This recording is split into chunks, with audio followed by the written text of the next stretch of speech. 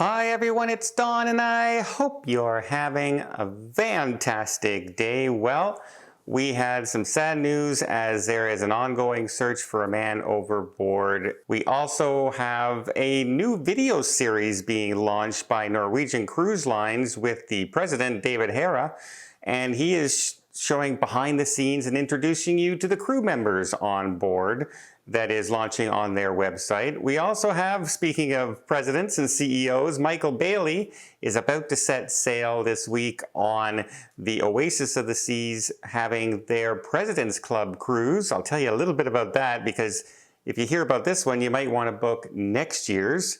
And then we also have a story coming out where a Philippine stop turned a little ugly as somebody was kind of looking for some extra cash from the captain of the cruise. And then we have the sad story of still what's happening in New Caledonia. Well, it still might not have the riots that were happening there before, but the tourism it hasn't returned.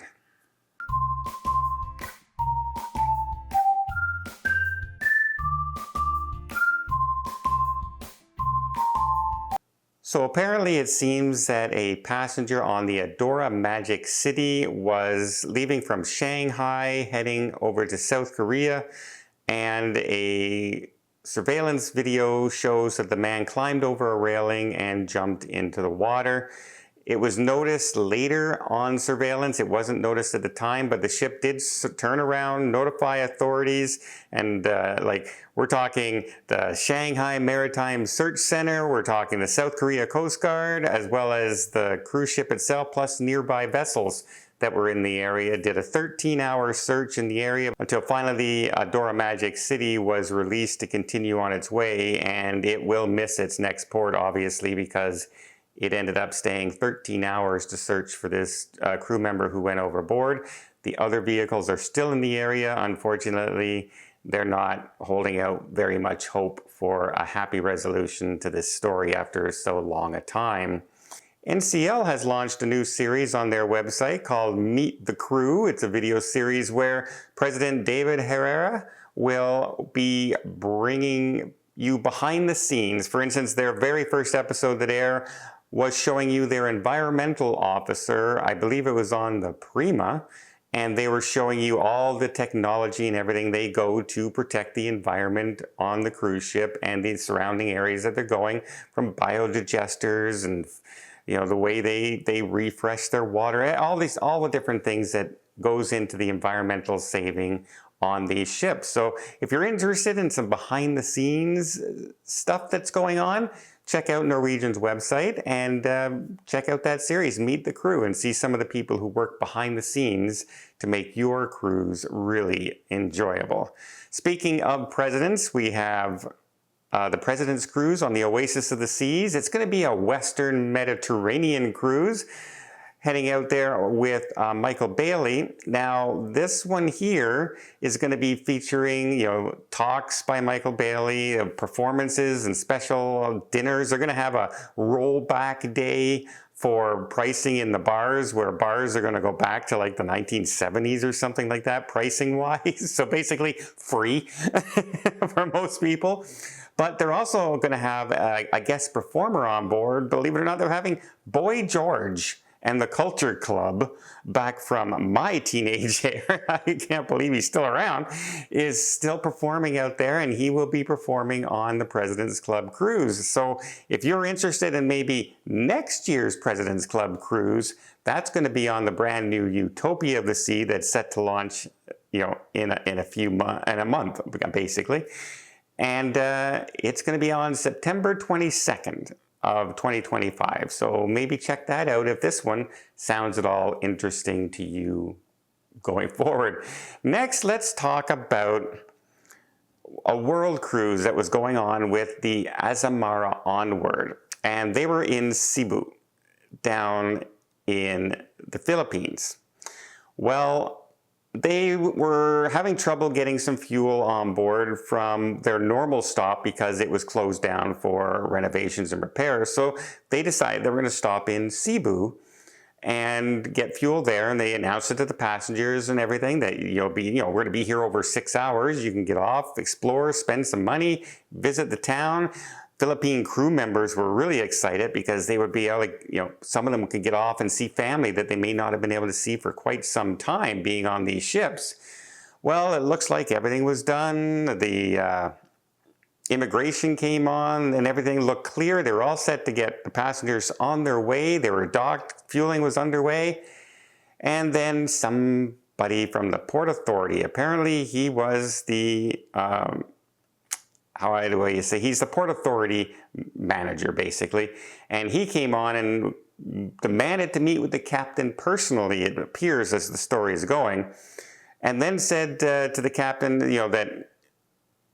that basically he had to leave his family dinner and everything because he's doing them a favor because they don't normally stop there and get the fuel, and he's allowing them to do this and everything. And he says, that perhaps they should be paying an accommodation and processing fee.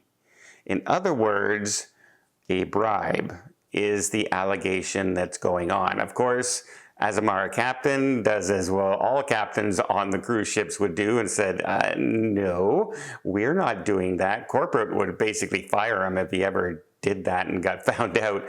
So at a standstill, it turns out they never got off the ship. They did refuel, but they were never allowed to get off the ship. And a passenger has written to the Secretary of Tourism as the Philippines are now really pumping up cruise lines and saying, we want the cruising dollar, we want the tourism, we want them all to be here. We're going to make this one of the prime destinations in Asia for tourism and cruises. And then this story comes out, and I'm sure it will spread quickly to the other cruise lines around the vicinity, and they don't keep secrets like this between themselves, to themselves. They spread secrets like this to everybody. So we'll see what happens with the tourism, especially in Cebu going forward.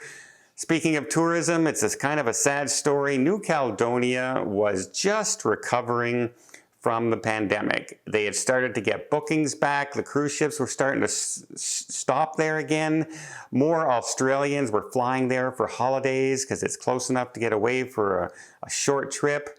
And then the riots started happening on May 13th of this year over changes to voting rights. I'm not really into the knowledge of the ins and outs of what the exact arguments are.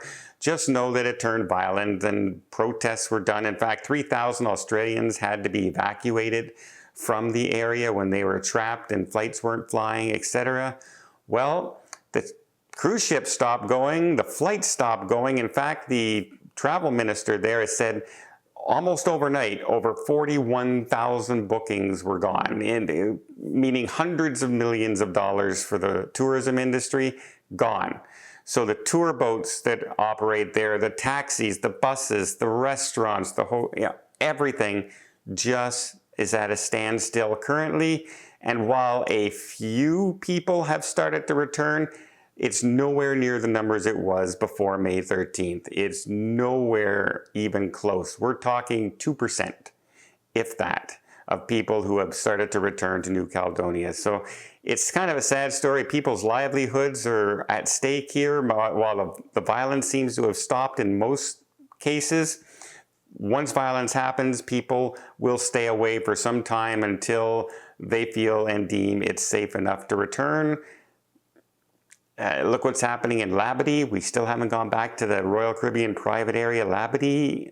It's just, once this happens, it's hard to get your reputation back as a safe destination, and people stop coming. It's kind of sad for the tourism industry there that really had nothing to do with what's going on, but they are obviously some of the people suffering the most during this.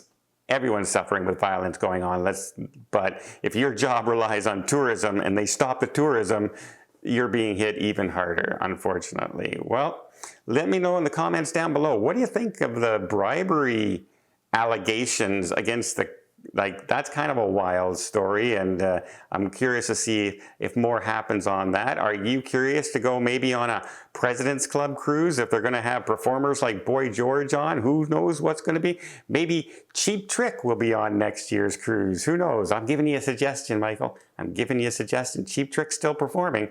Would be kind of cool.